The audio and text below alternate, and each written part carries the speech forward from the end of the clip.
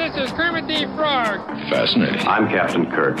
Magic is always there, as long as we keep looking for it. Engage. What does God need with a starship? Thank you, love you. Mwah. I protest. I am not a married man. Places, please. And here we go. Down at Fraggle Rock. Welcome, Doozers, Gorgs, Kalar, and Things, to episode 140 of the MuppeTrek Podcast. I'm Jarman. And I'm Steve. We're on a journey across the stars to compare and contrast the creative worlds of Jim Henson and Gene Roddenberry. And what started as reviews of The Muppet Show and Star Trek, the original series, has expanded to outer space. And this week we have Fraggle Rock episode, The Minstrels, and Next Generation episode, The Royale. With cheese. But With before we do cheese. that, Steve, I think I want to rock.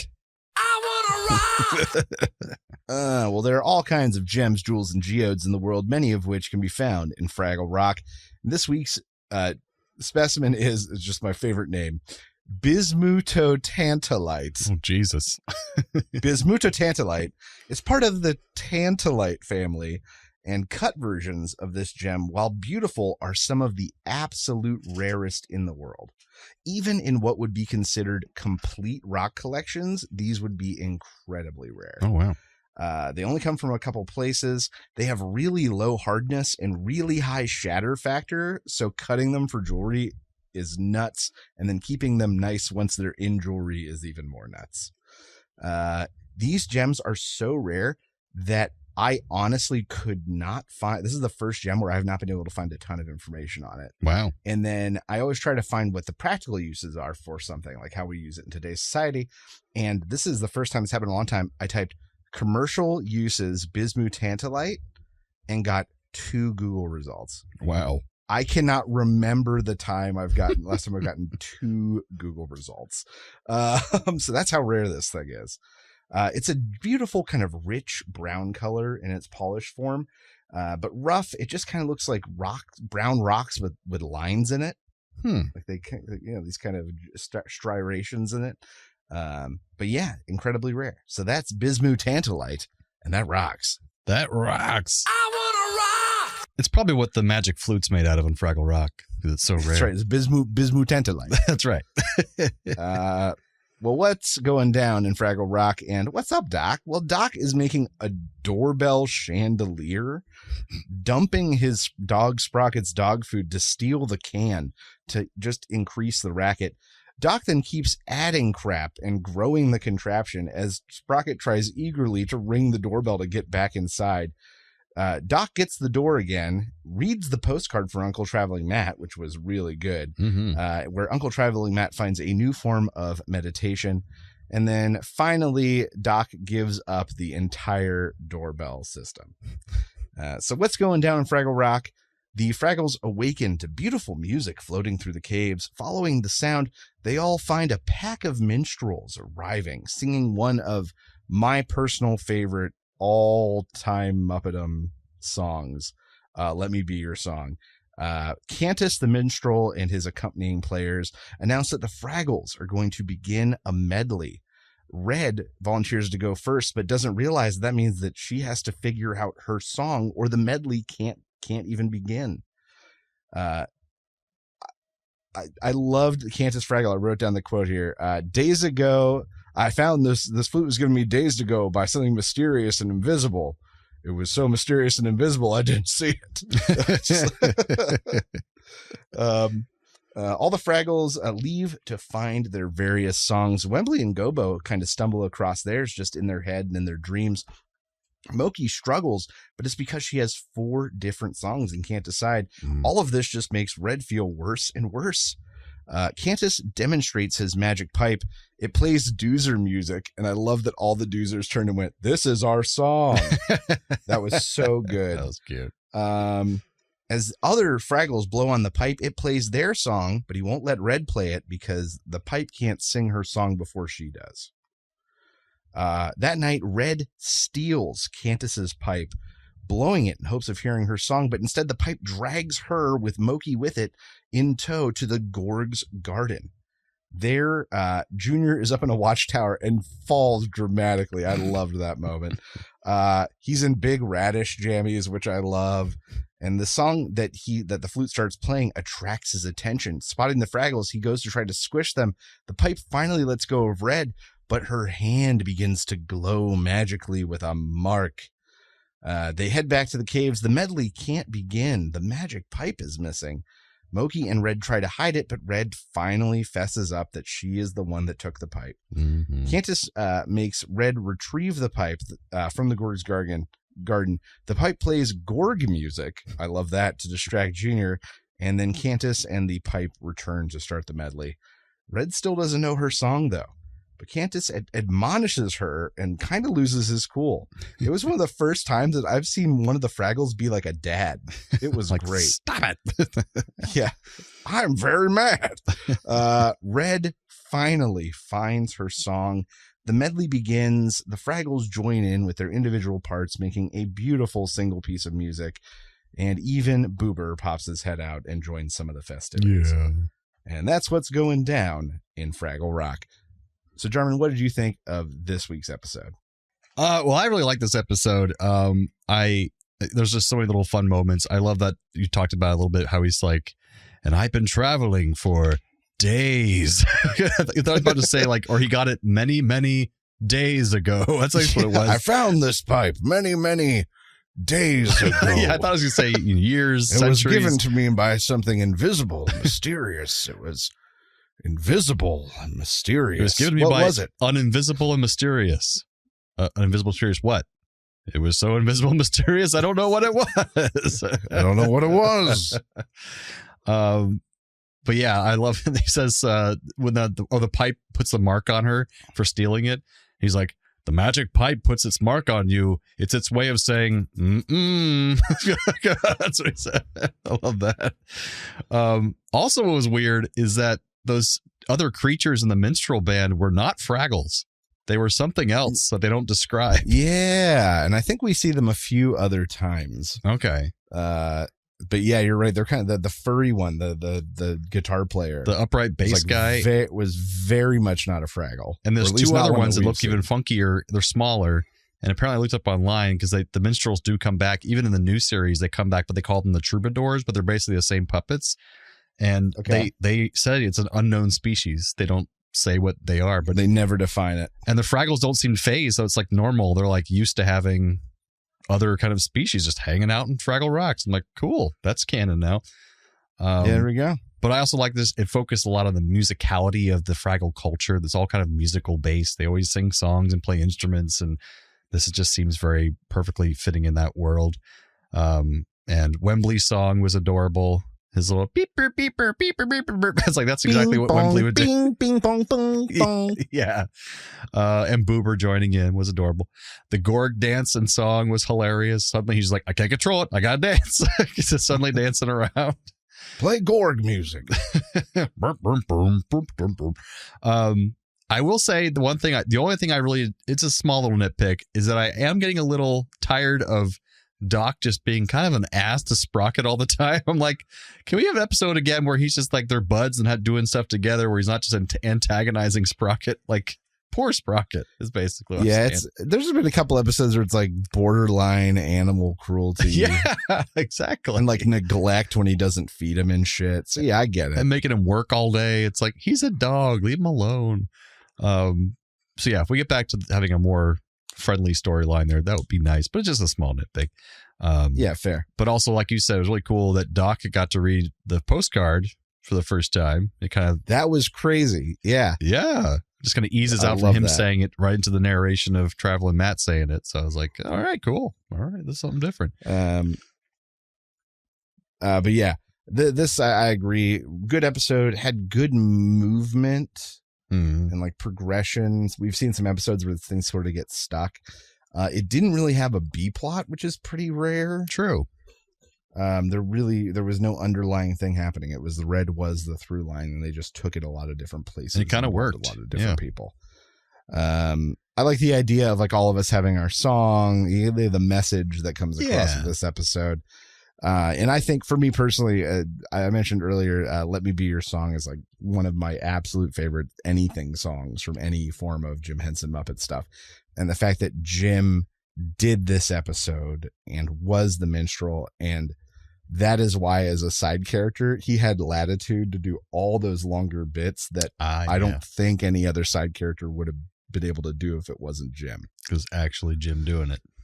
It was actually Jim. And who's going to tell Jim not to do his bit? And there's a great behind-the-scenes photo of him with the Cantus puppet. Like, you can see him with it and stuff. It's a classic. So that's pretty cool. But yeah, so him showing up and that being one of my absolute favorite songs just sort of makes this one that's always sort of in my core for Fraggle Rock. Definitely an upper episode for me as well. It'll go up in one of those top 10s at least. We'll see. Because it was just really well done. Yeah. And not as dark as last week's or whatever, where it's just like, hey, they're going to die in the cave together. Yeah. I wish, if anything, that Red could have gotten the mark of the pipe earlier and we could have explored maybe a little bit more of what that meant. That's true.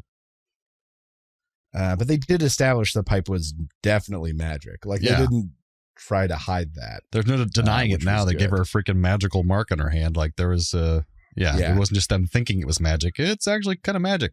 It dragged her places. I found this pipe many, many days ago. But yeah, Jim tied this one all together. I loved it. But what the hell are those silly creatures up to? Yeah. Well, this week, Uncle Traveling Matt finds silly creatures engaging in some sort of what's the goddamn word? I was going to say hibernation, but that's not right at all. Meditation. It was one of those tations. Meditation, sitting behind glass perfectly still for hours at a time. He decides to join them. But eventually, basically, he falls asleep. His body falls asleep and he falls. Well, these are talking about mannequins, these silly creatures. Shop mannequins are derived from dress forms, the body shapes they used to make that were uprights to fit dresses to. And then in the 15th century, they started out making mannequins sort of in full body shape, but they were made in miniature size for a really long time because it was a way to show what outfits would look like without using as much fabric on the mannequin, because everything was then fit to an individual. So they'd have these little tiny mannequins with little versions of the dress on them. That makes sense. In the 1800s, wicker versions, like wicker lawn chairs, allowed mannequins to become kind of larger without getting super heavy. But they didn't start getting skin until the 1800s in France, where someone figured out you could take these wicker forms and use paper mache over them. Very French. And then seal them with wax to give them more lifelike appearances. And the wax, they could add color to them and make them look skin tone and that sort of thing. But it wasn't until the 1920s when wax was replaced with more modern things, mostly plaster. And now today's mannequins are made out of everything from like plastic to fiberglass. And they're still heavy as hell. Yeah. But yeah, that's what those silly creatures were up to this week. Hell yeah. Jarman, what was your favorite Muppeteering moment this week? I'm going to give it to a weird one, but just for some reason it tickled me to death. And I'm liking Gorg Jr. more and more.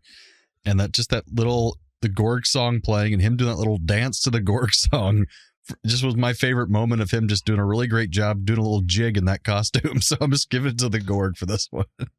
Well, I think the honorable mention for me goes to the Gorg, but the falling out of the tower bit. Oh, that's I know true. That wasn't the puppeteer. That was a series of well done shots and body fall. But still, the collective effect was really good and carried some real comedy. The sound effects and everything. Yeah, that was good. But my big winner this week, I'm just going to give it to Cantus, Jim as Cantus. There's no specific moment. I just think him getting to riff brought so much, not say much more comedy than usual, but Cantus was just like an overtly funny Fraggle. And I dug it. And Jim played the hell out of it. Oh, yeah. And it's great. You're saying it's kind of like you did the dad voice. And basically, he's the dad of the show. He's Jim Henson. He is. So he gets to play the dad for a moment. That's kind of great. What about, you already said yours. I'm tired. We're always tired. That's our secret. That's right. Well, Jarman, what happened on this week's episode of Star Trek, the original series? Well, this time around, we have the Royale. The next generation, not the original series. God damn it, Steve. Where are we? What's going on? Get off my lawn. What year is it? How many days has it been? So we have a Klingon ship that isn't important to the rest of the episode alerts the Enterprise of debris of a ship orbiting an uninhabitable planet, which is strange. So they beam a bit of the debris aboard the Enterprise and find that it has the American flag on it and NASA written in big letters. So they want to go investigate, and they happen to find a small pocket of breathable air on this uninhabitable planet just kind of magically sitting in place, which is strange. So they have a safe place to beam into. So they beam Worf, Data, and Riker down to the planet in that little pocket. And once they're there, they find themselves in this blank black space with only an old-fashioned revolving door in front of them. There's nothing else there. And so they go inside, and they find themselves suddenly in a 20th century-ish Earth-style casino hotel. But they have lost all communication from the Enterprise, so they can't, and they also can't be beamed back up. But they don't think they're in danger yet, so they just decide to keep investigating for the time being. So they talk to the front desk clerk, and they're given room keys because he thinks they are these expected foreign investors that were coming to the hotel, and they just play along.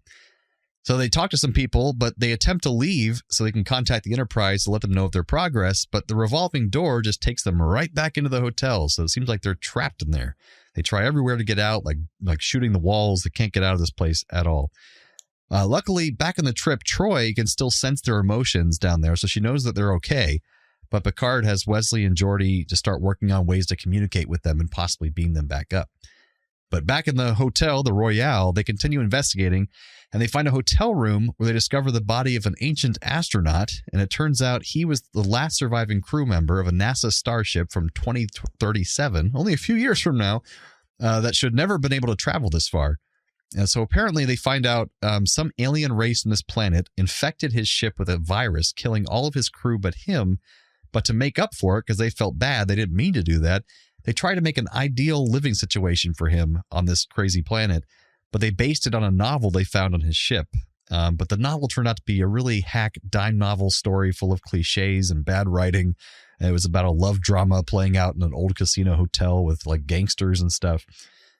So the astronaut eventually figured this out, and he didn't hold it against the aliens, but he couldn't stand the hotel, and he lived there for 38 years, anxiously awaiting his death, and wrote all about it in his diary that they were able to read. And they found his dead body there that had been there for 283 years. So once they're able to fully talk to the Enterprise again, thanks to Wesley and Geordi, they figure out they might just need to fully play out the story of this crappy novel, and the hotel might let them go. So they figure out they need to play the part of these foreign investors by winning a bunch of money in the casino game so they can purchase the hotel and to end the story. And they use Data because he's really able to calculate and count cards and make a lot of money for them. And they end up buying the hotel, playing out the story. And once they do, they're able to leave and return to the Enterprise. So yeah, that's the Royale. A little unexpected turn of events here. But Steve, what'd you think of this one? Okay, so some things I liked. I like the expectation that there was a great switch moment where you expected them to be heading down into this storm, and instead it's just pure black and that weird antique door. And that was like a fun switch. It kind of made me wake up a little bit and pay attention, which was nice. I loved the interaction between Data and the cowboy, who I think's name was just Texas, if I remember correctly, in the blackjack game. That whole sequence was great, with him kind of learning cards and the cowboy hat, and the bimbo who's there. Yeah. I liked their escape attempts from the casino, and they went about it very methodically. Like, let's try laser fire. Let's see if there's a secret door. Worf's attempt seemed kind of weak when he like moved the slot machine and just pushed against a wall with two hands. Yeah, I was like, you're effective. A Klingon, dude. Try to smash something, dude. Or let him smash a wall and then see there's just another wall behind it or something. Give us something. I loved the moment where Worf thought the elevator was a set of auto doors, and he was like, it must be broken. Yeah. And it's because they didn't hit the button. That was a great gag moment. Them finding, this is a weird sort of the cinematographic or directorial thing, but when they found the body, there was a weird shift in tone that kind of like paused the episode, and not in a good way. It was a little bit weird, and was jarring for me, at least. Just how they showed the body, or like just the tone? It was like body, and then suddenly all the shots were dark in this room, like darker than they had been before they found the body. The music got really dour for a while, and the whole thing just kind of went. I can see that. Yeah, I did like that we got like a lore dump here because they're like American 52 stars. That places it somewhere between 2033 and 2079. And I went, whoa, dark foreshadowing. That's when Canada and Greenland became our next two states. Yeah, dude, but only till 2079. Yeah. I did enjoy the reveal that it was kind of like an elaborate zoo cage, kind of, but not quite. I like they did take a different angle on it. Love Data's reaction to all the turns of phrase, my favorite of which was, I'm losing my shirt. And Data looks over and goes, or he's like, baby needs a new pair of shoes, and he throws the dice. And then I like them Rain Manning Data. Yeah, it's just fun. I wish we could have seen him do more games than just the dice. Yeah, it would have been fun to watch him win statistically at a couple things. Some things I struggled with. The beginning just felt a bit uninspiring, especially when you were absolutely right. The Klingons are introduced and then didn't come to fruition at all. It wasn't important that they were there. Yeah, I thought that when they transported down to the planet, the Klingons were already going to be down there. Like, I thought that was the episode we were. That would be interesting too. Yeah, in some way, or that maybe they were already in the Royale or whatever the hell. But that's just not the way it played. And I was like, oh, okay, I guess that was just a non sequitur. Yeah. This was my big issue with the episode. Back on the ship, the B plot really sucked hard this week. Which B plot was it? Them trying to like get connection with them, and then the book. Oh, I guess that would be a B plot. Yeah. But it was like, Geordi, try to hail them. And he's like, I can't, Captain. He goes, do it harder. And then that's the scene. And the next scene is like, I tried harder, Captain, and it didn't work. Picard's like, try it harder in a different way. And then that was that scene. Yeah. And then the next scene was, I tried it harder in a different way, Captain, and it sort of worked. Or keep trying it harder in that different way. Like, that was 3 of their scenes. And see, they could have had the Klingons be the B plot. They're out there screwing with them while they're trying to save the people down the planet. Yeah, that could have worked. And then after that, we just got the subplot of the book being identified and Picard listening to it, which was just Picard sitting in a chair. Yeah, with an audio recording playing. It was just boring to watch, and there was nowhere for it to go as a piece of plot. So I think the B plot for this episode really suffered in what was otherwise a pretty good episode. The only part I liked was the one scene with him and Troy reading the first part of the book, and he reads, "It was a dark and stormy night. Oh God, this is going to be tough to read." And she's like, yeah, I'm gonna go. She like leaves. That was hilarious. She's like, the hell out this of is there. all you, bud. I'm not reading this crap. That was a kind of amusing moment, but you're right, it was just kind of sitting around not doing much. It really was. And it did feel kind of like an expanded holodeck episode, basically like a stuck in the holodeck kind of episode, but they did it in a different way, so that was kind of neat. Well, when I saw the screen cap preview for this episode, I assumed it was a holodeck episode. Yeah, but they made it just different enough, which is kind of neat. And also something I liked and didn't like at the same time was that it kind of ended abruptly without much of an explanation. We don't meet the aliens that caused all this to happen, which was kind of weird. But at the same time, it was kind of nice because we always meet the aliens and they're always, we were just testing you or something. You know, like they didn't do that this time, which was kind of refreshing, actually. Just like, it's a mystery, we don't know, you know, it's invisible and mysterious, like the guy who gave him the flute, you know. It's just, we don't know who these aliens are. So that was kind of neat for that part. I don't know, but I think all in all it kind of makes it a middling episode for me, because it wasn't bad. It was kind of amusing and fun, but I enjoyed the Royale part of it, and I thought the premise was good. That part moved pretty well. Yeah. And I love seeing Data doing all that crap he was doing with Riker, just kind of loving that environment, and the cheesy young guy who's the bellhop who like giving those horrible lines to the front desk clerk guy, who I've seen that front desk clerk guy in many things. He's like a character actor. He's been in things forever. He's been in everything. Yeah, I talk about him later. Okay, good. But anyways, that was the Royale. We have some facts. This episode, airing in 1989, predicts that Fermat's last theorem would have gone unsolved for 800 years as of the mid-24th century. Picard talks about it at the beginning of the episode, and they kind of end cap it at the end, saying it'll always be unsolved. But it was actually solved in 1993, 4 years after this episode aired, by Princeton University professor Andrew Wiles. And in 2016, he won the Abel Prize in recognition of his accomplishment. So that was eventually solved. The writer of this episode, Tracy Torme, wrote the Royale as a story of a man trapped to relive his most pleasant memory until it becomes nightmarish. But Torme was dissatisfied with the final product that eventually happened because it got rewritten several times, which bears little resemblance to his original concept. So he used a pseudonym for this episode called Keith Mills. But Tracy Torme did a lot of sci-fi writing throughout the 90s and 2000s, Sliders and all sorts of other shows. So he was a big sci-fi writer. A scene in the casino contains an homage to the Questor tapes. The Questor tapes is one of several Gene Roddenberry's failed attempts to launch a new series in the 1970s, and was basically going to be a Data-like character for all intents and purposes. But in that movie he made for TV as like a backdoor pilot that didn't take off, while playing craps at the casino, Questor, this android in the show, realizes the dice are slightly misshapen and physically adjusts them with his hands so that they will roll correctly, just as Data does in this episode. So that was actually from the Questor tapes. Gene Roddenberry's kind of repurposed it for this episode.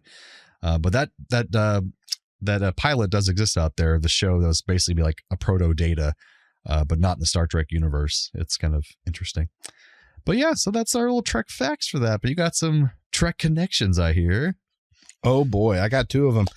The assistant manager, played by Sam Anderson, who's the character actor you were talking about a moment ago.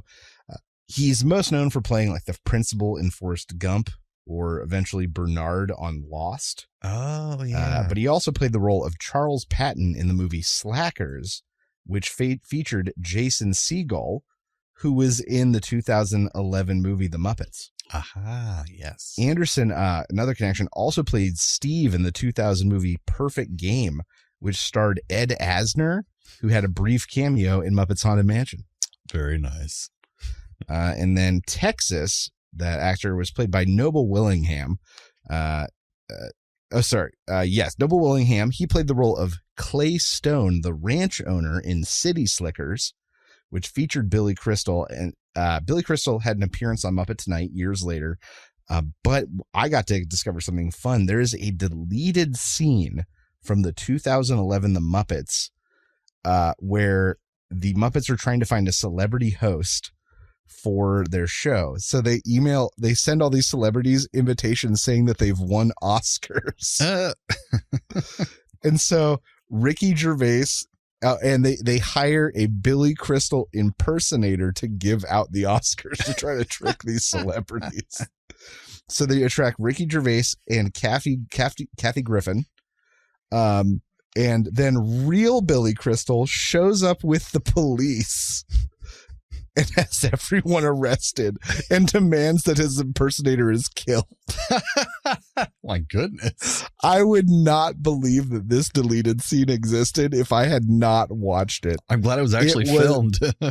It was nuts. And the fact that it had those people in it and it got cut, it's kind of amazing in itself. It was too dark, I guess. Yeah, Billy Crystal, it was fine, but then Billy Crystal got on and he just took it kind of to a dark place. But yeah, so we got two good Trek connections this week. Which makes sense because it's basically the same episode. That's right. Well, both of these feature people cheating at something. Data fixing / rigging the dice, kind of. He fixes an irregularity. Yeah. And then Red stealing the pipe to find her song. And this didn't help her out in the end. Both have instances of characters having to say the right words to complete their objective. Red singing her song, and Riker and the away team playing out their characters as the foreign investors to get the story to complete. I like that. Yeah. Both feature someone fulfilling their destiny. This is kind of in the same vein. Yeah. Red finally finding her song and completing the ritual, which she probably wouldn't have found had she not done the wrong thing. Ah, yes. And Riker making all the money and buying the hotel as the foreign investor and fulfilling the book.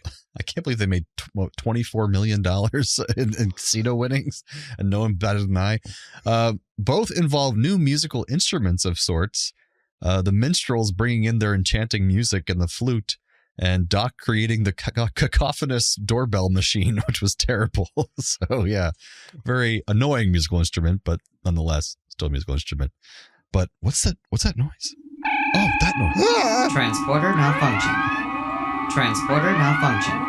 It's a part of the show where we transport one character from one episode to the other and vice versa. So what you got for us, Steve? This week, I'm going to trick to Muppets. I'm going to trick to Rock. I'm going to bring over Vanessa, the dice girl. Oh, that was her name. And replace Moki, just being all cute and figuring out which song she wants to sing, and then being dragged around by Red as she's being like. Just like she's dragged around by Texas. I feel like it would be appropriate. How do I find my song? I don't know how. I'll help you find it. Oh, yeah, well. Trek to Rock, I'm bringing over Mickey D, who is the villain who comes in and shoots the bellhop at the end. Oh, yeah. I'm going to have him replace the head minstrel. Was it Cactus? Was it? Cantus. Cantus, like singing Cantus. Okay. Because if you can't figure out your song, you get a belly full of lead, see? And I had him say the quote, songs aren't worth dying over, kid. Killing over? Sure, but not dying over. Not dying over. And then Muppets to Trek, I'm going to bring over Cantus and his whole group of minstrels and just replace no one, because the one thing the casino was missing was a band. Oh, you're right. There was no music. So I think that Cantus and the band should just have been playing a gig at that space. That'd be perfect. The whole time. I like it. Or better yet, put him in Jabba's cantina. Yes. Rock to Trek, I'm going to bring over Doc to replace Data. He'll create an overly complicated machine to win the casino games, but of course it doesn't work correctly, so they're trapped in the Royale forever. And it just results in him abusing his dog. Yeah, it's just beating his dog. I don't know how, but it just would. And not feeding him for years. That's right. Oh, man. Well, that brings us to the end of episode 140 of the MuppeTrek Podcast. Join us next time for Fraggle Rock episode, The Great Radish Famine. And the Star Trek Next Generation episode, Time Squared.